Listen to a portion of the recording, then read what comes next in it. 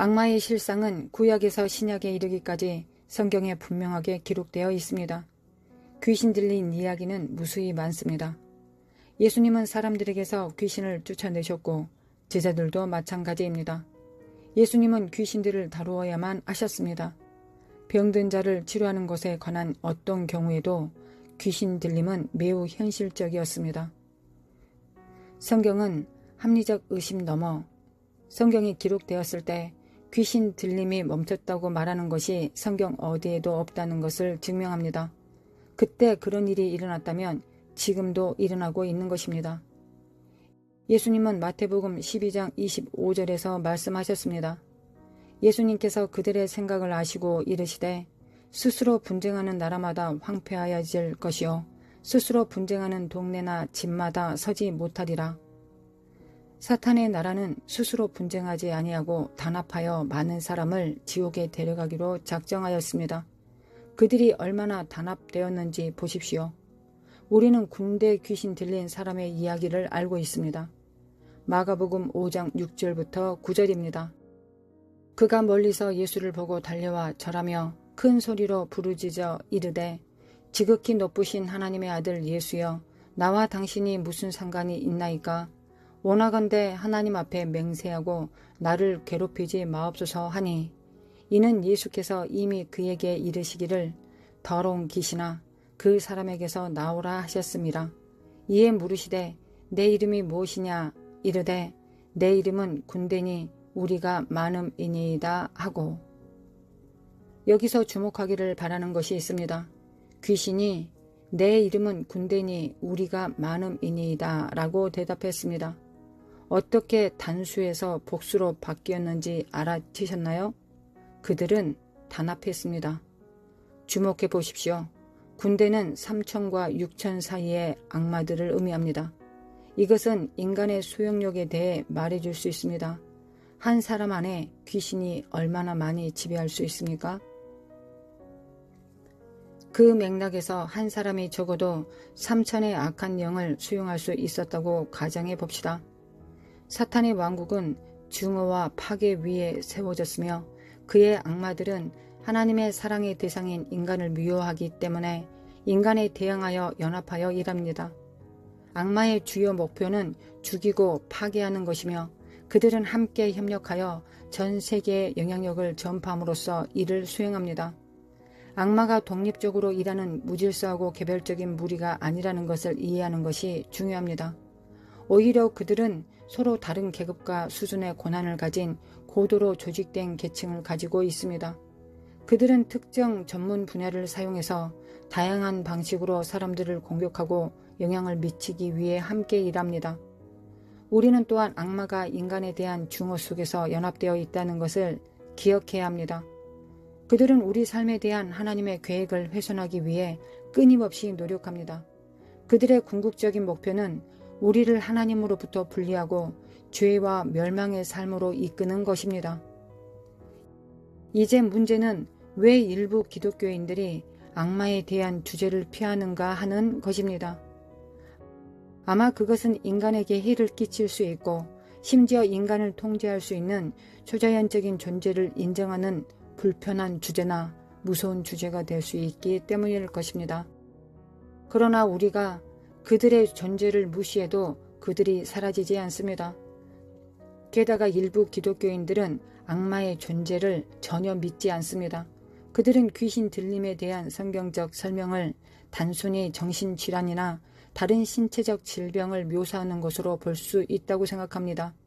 그렇습니다. 모든 고통이 귀신에 의해 야기되는 것은 아니라는 것은 사실입니다. 성경은 질병과 귀신 들림을 명확하게 구분합니다. 마가복음 1장 23절부터 26절에서 예를 들어 더러운 귀신 들린 사람이 초자연적인 힘과 악마의 목소리로 말할 수 있는 능력이 있는 것으로 묘사됩니다. 이것은 알려진 신체적 또는 정신적 질병의 증상이 아닙니다. 마태복음 12장 43절부터 45절입니다. 더러운 귀신이 사람에게서 나갔을 때 물 없는 곳으로 다니며 쉬기를 구하되 쉴 곳을 얻지 못하고 이에 이르되 내가 나온 내 집으로 돌아가리라 하고 와보니 그 집이 비고 청소되고 수리되었거늘 이에 가서 저보다 더 악한 귀신 7을 데리고 들어가서 거하니 그 사람의 나중 형편이 전보다 더욱 심하게 되느니라. 이 악한 세대가 또한 이렇게 되리라. 이 구절은 귀신에 관한 몇 가지 사실을 우리에게 가르쳐 줍니다. 첫 번째, 우리는 귀신이 인간 주인을 원하고 비어있는 자들 가운데 장소를 찾는 것을 봅니다. 사람이 영적으로 비어있고 공허할 때 귀신에 사로잡히기 쉽습니다.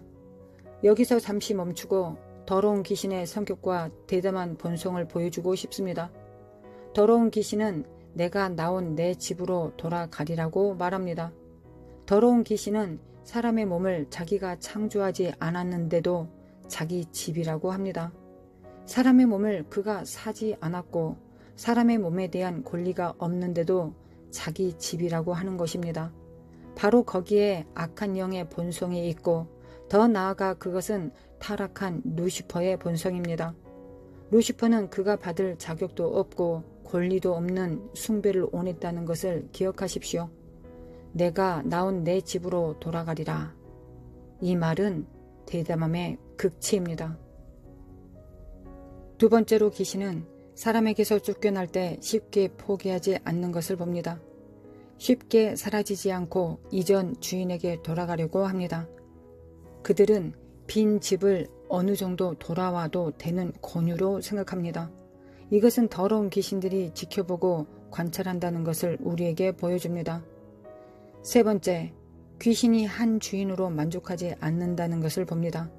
더러운 귀신이 돌아왔을 때 그 사람이 비고 청소되고 수리되어 있는 것을 발견합니다. 그 사람은 영적으로 비고 공허한 상태입니다. 예수님은 그 집이 다시 살 준비가 되었다는 것을 나타내기 위해 청소되고 수리되었다고 말씀하셨습니다. 그의 집은 다시 이사올 준비가 되었습니다. 그러나 귀신은 우리가 예상할 수 있는 것처럼 즉시 돌아오지 않습니다.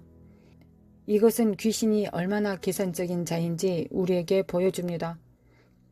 그들은 즉시 들어가는 대신 숙고하고 계산하는 존재입니다. 자기보다 더 악한 다른 귀신 7을 데리고 들어가서 삽니다. 즉시 이동하는 대신에 자신보다 더 악한 다른 귀신 친구를 찾은 다음 그 사람을 함께 소유합니다. 우리는 악의 왕국의 응집력 있는 속성을 볼 수 있습니다. 그들은 함께 일하고 더 나아가 동거하는 연합된 팀입니다. 또한 이 악한 영이 자신보다 더 악한 영을 얻는 것을 봅니다. 모든 귀신들은 같지 않습니다. 이 성경 구절은 다른 영의 사악함의 수준이 있음을 어느 정도 시사해주고 있습니다. 일부 악한 영은 다른 악한 영보다 더 사악합니다. 성경에서도 영이 우리 세상에 영향을 미칠 수 있음을 봅니다. 천사와 악마 모두 초자연적인 일이 일어나게 할 수 있는 힘을 가지고 있습니다. 우리는 천사들이 여기 지구에서 많은 일이 일어나도록 한다는 것을 계시록에서 볼 수 있습니다. 천사와 악마는 이 세상에 직접적으로 영향을 미칠 수 있습니다. 악마가 욥의 삶에 한 것을 보십시오. 저는 그 주제에 대해 설교하던 목사님을 기억합니다. 그는 70년대에 나온 블록버스터 공포 영화에 대한 자신의 경험에 대해 말했습니다. 그 영화의 이름을 말하면 분명히 들어봤을 것입니다. 그 목사님은 그의 회중에게 특별히 그것을 보지 말라고 경고했지만 안타깝게도 모든 사람들이 듣지 않았습니다. 이런 일들이 저를 죽도록 겁먹게 만들었습니다. 저는 두렵습니다. 어떤 특정 장면을 기억합니까? 의사가 방에 들어왔습니다. 그녀가 악마의 목소리에 대해 이야기하고 있을 때였던 것 같습니다. 그의 회중 가운데 한 젊은 여성이 그 영화를 보러 갔습니다. 그녀가 영화를 보고 있을 때 어떤 존재가 그녀에게 들어갔습니다. 그녀는 집에 가서 어머니에게 말했습니다. 엄마, 나는 더 이상 예전과 같지 않은 것 같아요. 그 영화를 보고 있을 때 어떤 것이 내게 들어왔어요. 어머니는 딸을 쓰다듬으며 그것에 대해 걱정하지 말라고 말합니다. 그날 밤 가족은 집에서 이상한 초자연적인 일을 경험합니다. 그들은 한밤중에 전에 경험하지 못한 일을 경험했습니다. 그녀에게 들어온 모든 것이 나타나기 시작했습니다. 이 영화에 대한 내 경험은 놀라웠습니다. 특히 사람들은 영화 중반에 기절합니다. 영화 중간쯤에 꽤 폭력적이 되기 시작하고 사람들은 특이한 반응을 보입니다. 많은 사람들이 토하고 떠났는데 저를 정말 놀라게 한 것은 사람들이 기절까지 했다는 것입니다. 제 인생에서 사람들을 기절하게 하는 영화를 본 적이 없습니다. 이런 일이 일어날 거라고 생각하는 것은 매우 어려운 일입니다. 귀신들도 특이한 일을 할 수 있습니다. 사도행전 16장 16절입니다. 우리가 기도하는 곳에 가다가 점치는 귀신 들린 요종 하나를 만나니 점으로 그 주인들에게 큰 이익을 주는 자라. 귀신 들린 이 여자는 그것을 할 수 있었습니다. 그들은 돈을 벌기 위해 이 소녀를 사용했습니다. 바울은 이 여자에게서 귀신을 쫓아냈습니다. 이것은 지구에서 일어나는 어떤 일이 천사나 악마의 일이라는 것을 우리에게 알려주기 위한 것들입니다. 그들은 초자연적인 방법으로 일을 일으킬 수 있습니다. 우리 사회에는 사람들이 보는 유령이 죽은 자의 영혼이라는 믿음이 커지고 있지만 오늘은 그렇지 않다는 것을 여러분과 나누고 싶습니다. 사람들이 보는 것은 더러운 영과 악마일 가능성이 높습니다. 그것들은 사람이 아닙니다. 성경은 이것에 대해 분명히 말하고 있습니다. 많은 사람들이 우리가 죽을 때 우리의 영이 어떤 형태로든 지상에 남아있다고 믿습니다.